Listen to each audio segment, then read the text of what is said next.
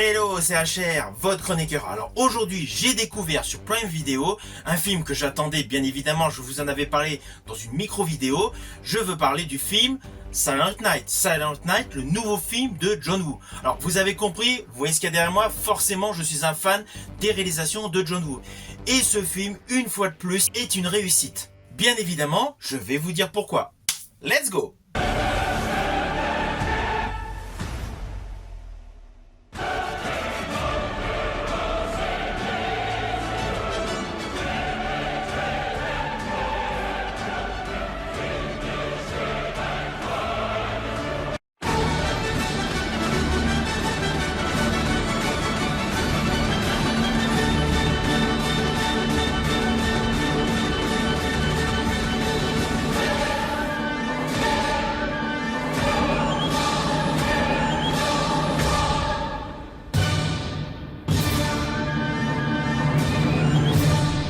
Alors le pitch de base est assez simple, il s'agit tout simplement d'une vengeance. Vous allez me dire, cela a été fait moult fois au cinéma ou à la télé. Mais là, la grosse particularité, c'est que c'est une vengeance signée John Woo.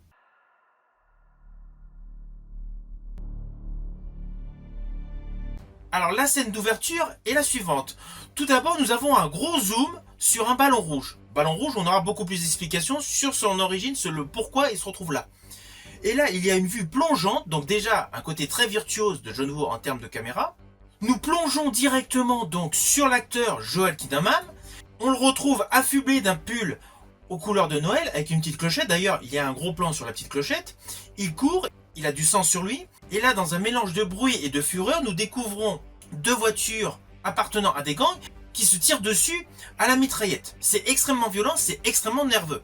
Là, les voitures donc continuent donc leur brouhaha au milieu des allées pavillonnaires et Joel Kinnaman court entre ces pavillons pour rejoindre ces deux voitures de gang.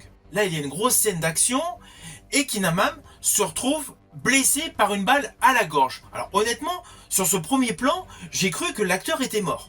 Je me suis dit mince, va pas y avoir de film. Mais c'est très rapide.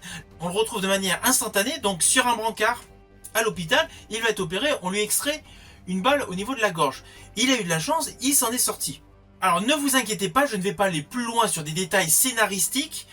Bien évidemment, vous me connaissez, je souhaite toujours que les gens découvrent par eux-mêmes les films ou séries. Et même lorsque je préviens qu'il y a un spoil, au final vous avez pu constater qu'il ne s'agit jamais d'un spoil hyper important, c'est juste sur des détails, d'effets visuels et des effets scénaristiques en termes de jeu d'acteur. Mes spoils en fin de vidéo ne sont généralement pas inquiétants. Étant très cinéphile, forcément, je souhaite que vous découvriez par vous-même. Donc l'acteur, on lui extrait donc la balle à l'hôpital, et c'est là que nous comprenons que l'acteur ne va pas avoir de ligne de dialogue durant tout le film. Tout au long du film, on entend subversivement donc les différents protagonistes qui peuvent rayonner autour de lui, mais pas de manière habituelle que vous pourrez avoir dans un film ou dans une série. C'est toujours en fond très résiduel. Et lui, il y a un plan séquence qui le démontre parfaitement. Il essaye de parler donc devant un miroir et ne peut pas parler. De ce fait, ça vous expose totalement au bout de cette intro qui est assez rapide de film, qu'il va y avoir aucune ligne de dialogue dite par le premier rôle. Alors le film est un condensé de tout ce qu'a pu faire John Woo en termes de manière de filmer. Alors pour la petite histoire, sachez que John Woo, avant de devenir réalisateur, il était professeur de danse. Et cela se voit à sa manière de filmer. Les combats, les scènes d'action, il y a toujours une sorte de chorégraphie, à la manière d'un ballet.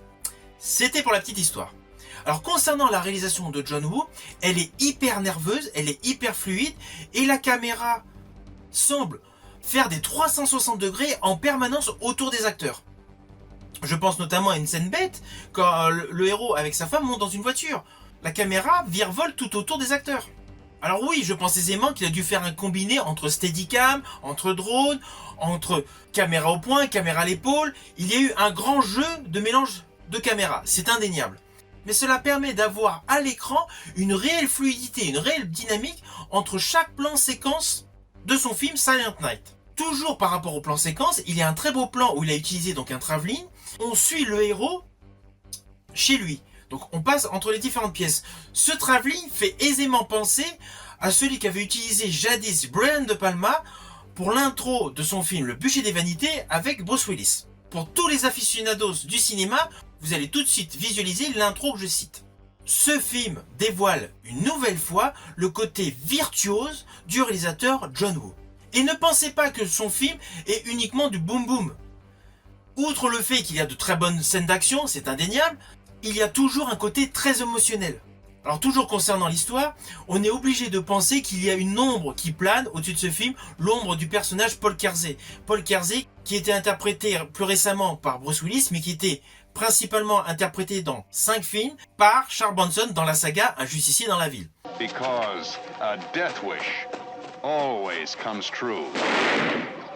And you get to love it. Le film est sur le thème de la vengeance et c'est vraiment dans le même esprit que la vengeance qu'effectuait Charles Bronson avec le rôle de Paul Kersey dans la grande saga des justiciers dans la ville. Et je dirais même qu'il y a un second film qui a inspiré, selon moi, donc certaines scènes de ce film et notamment un point de détail que vous pourrez découvrir par vous-même, je ne veux pas vous dire lequel. Il y a un gros clin d'œil au premier opus de la saga Mad Max avec Mel Gibson.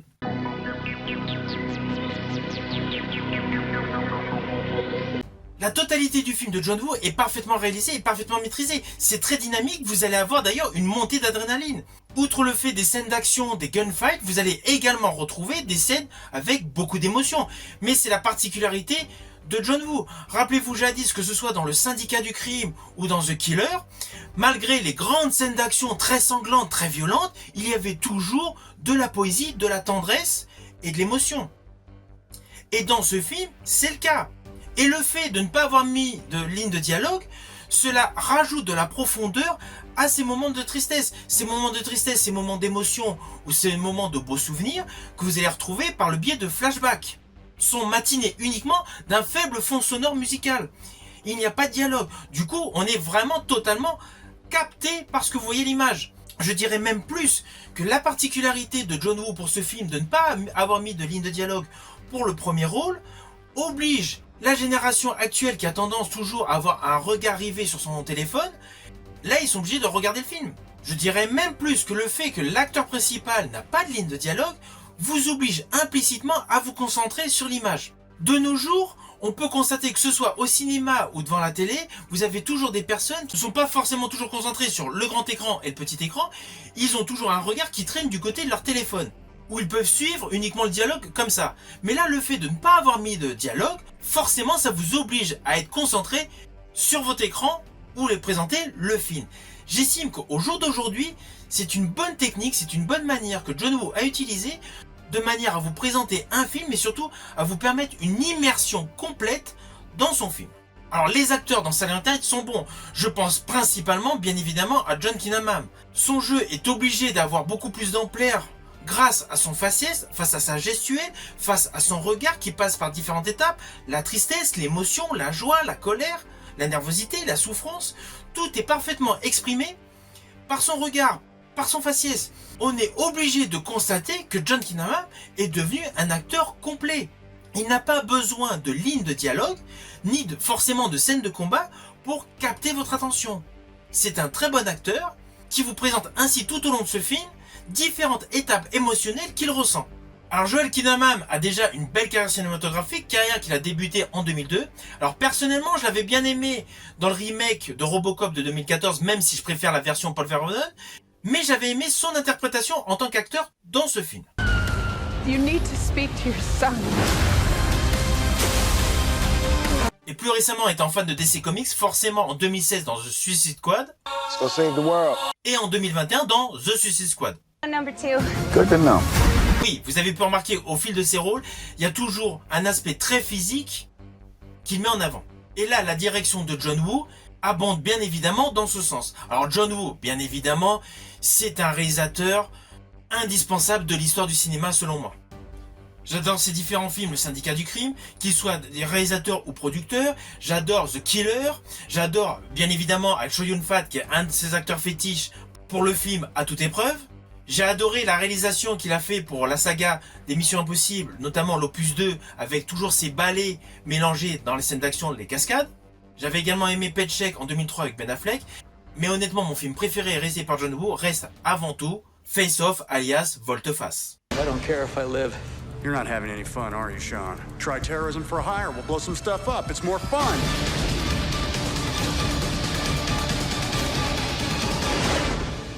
Alors vous avez compris, j'ai adoré ce film Silent Night que vous pouvez découvrir sur Prime Video.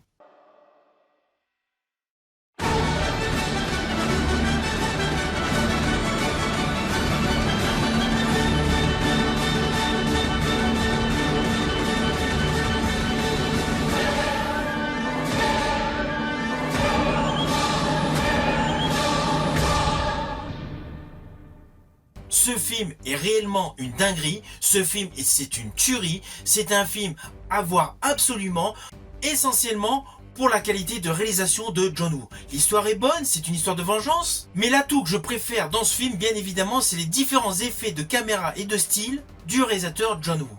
C'est un film que je vous conseille grandement. J'espère que ma chronique vous aura plu, si tel est le cas, pensez à la liker, pensez à la partager.